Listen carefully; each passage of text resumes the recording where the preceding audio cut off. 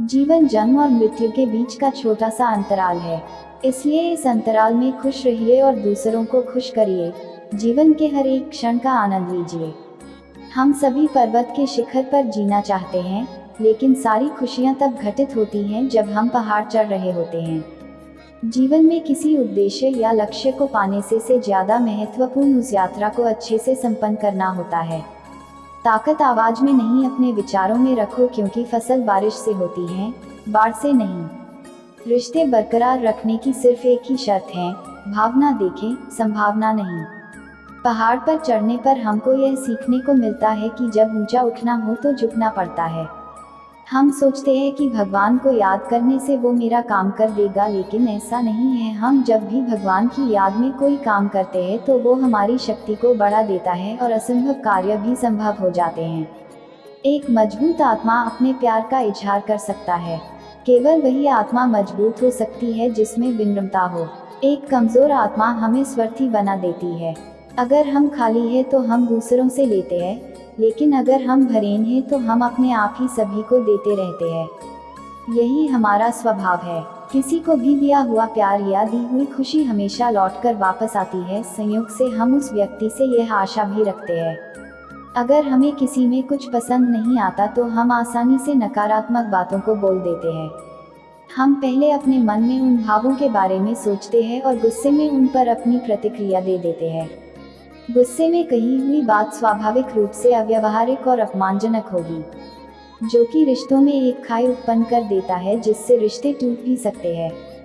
किसी भी तरह की प्रतिक्रिया देने से पहले हमें उसके व्यवहार के बारे में सोचना चाहिए और उसको समझने की कोशिश करना चाहिए, क्योंकि हर व्यक्ति के पास अपने व्यवहार को लेकर कुछ कारण होता है जिसको उस समय हम नहीं समझ सकते, और उस समय उस व्यवहार पर अपनी प्रतिक्रिया देने से दूरी बढ़ जाती है। इसलिए हमें उन्हें कुछ समय देना चाहिए।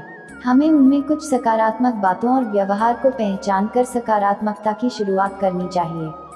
मुश्किल से हम अपने समय को बचाने की योजना बनाने की कोशिश करते हैं। हालांकि जब तक हम अपने दिमाग को स्थिर कर योजनाबद्ध तरीके से नहीं चलाते हैं, तब तक हमारे मन में बेकार और नकारात्मक विचार आते रहेंगे, जिस वजह से हमारा बहुमूल्य समय बेकार होता रहेगा। अगर योजना बनाकर उस योजना पर समय पर अमल न कर पाए तो यह भी तनाव पैदा कर देता है। इसलिए हमें योजना बनाने पर अपने समय को बर्बाद न करके अपने विचारों का अच्छी तरह इस्तेमाल करना चाहिए। आज से हम पूरे दिन में से अपने लिए 15 मिनट का समय निकालेंगे, जो हमारे दिमाग को सकारात्मक ऊर्जा से भर देगा। अपने लिए समय लेने की सोच को हम कुछ दिनों तक बनाए रखेंगे, ताकि अपने में हुए उस परिवर्तन को देख सके। आप चाहें जितनी भी अच्छी किताबें पढ़ लें, कितने भी अच्छे शब्द सुन लें, लेकिन जब तक आप उनको अपने जीवन में नहीं अपनाते तब तक उसका कोई फायदा नहीं। भविष्य के बारे में मत सोचो और अतीत में मत उलझो, सिर्फ वर्तमान पर ध्यान दो। जीवन में खुश रहने का यही एक सही रास्ता है। खुशियाँ हमेशा बांटने से बढ़ती हैं। जैसे कि एक जलते हुए दिए से हजारों दीपक रोशन किए जा सकते हैं, फिर भी उस दिए की रोशनी कम नहीं होती। अपनी उम्र और पैसों पर कभी भी घमंड मत करना, क्योंकि जो चीज़ें गिनी जा सकती है वो यकीनन खत्म हो जाती है। जब मन में सत्य जानने की जिज्ञासा पैदा हो जाती है, तब दुनिया की बाहरी चीज़ें अर्थहीन लगती हैं।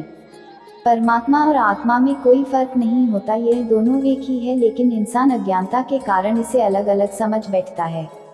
यह परम सत्य है कि लोग आपको उसी समय तक याद करते हैं जब तक आपकी सांसें चलती हैं। इन सांसों के रुकते ही आपके करीबी रिश्तेदार, दोस्त और यहाँ तक कि पत्नी भी दूर चली जाती है। सत्य की कोई भाषा नहीं है।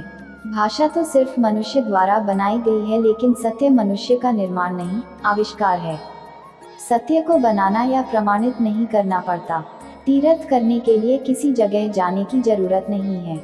सबसे बड़ा और अच्छा तीर्थ आपका अपना मन है, जिसे विशिष्ट रूप से शुद्ध किया गया हो। जिसे सब तरह से संतोष है, वही धनवान है। अज्ञानता के कारण आत्मा सीमित लगती है, लेकिन जब अज्ञान का अंधेरा मिट जाता है तब आत्मा के वास्तविक स्वरूप का ज्ञान हो जाता है। जैसे बादलों के हट जाने पर सूर्य दिखाई देने लगता है।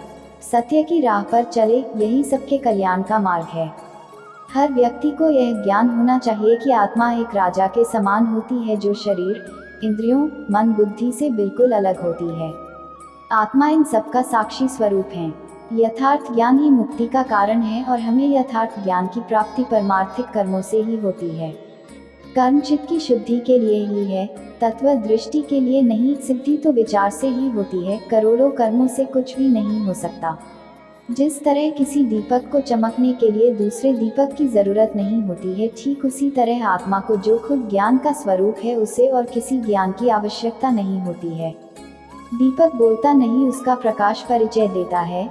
ठीक उसी प्रकार आप अपने बारे में कुछ ना बोले, बस अच्छे कर्म करते रहिए, वही आपका परिचय देंगे। तो दोस्तों, ये ब्रह्मा कुमारी जी के अनमोल विचार कैसा लगा, लाइक और कमेंट बॉक्स के माध्यम से जरूर बताएं। मिलते हैं और ऐसे अनमोल विचार के साथ। तब तक हंसते रहिए, मुस्कुराते रहिए। धन्यवाद।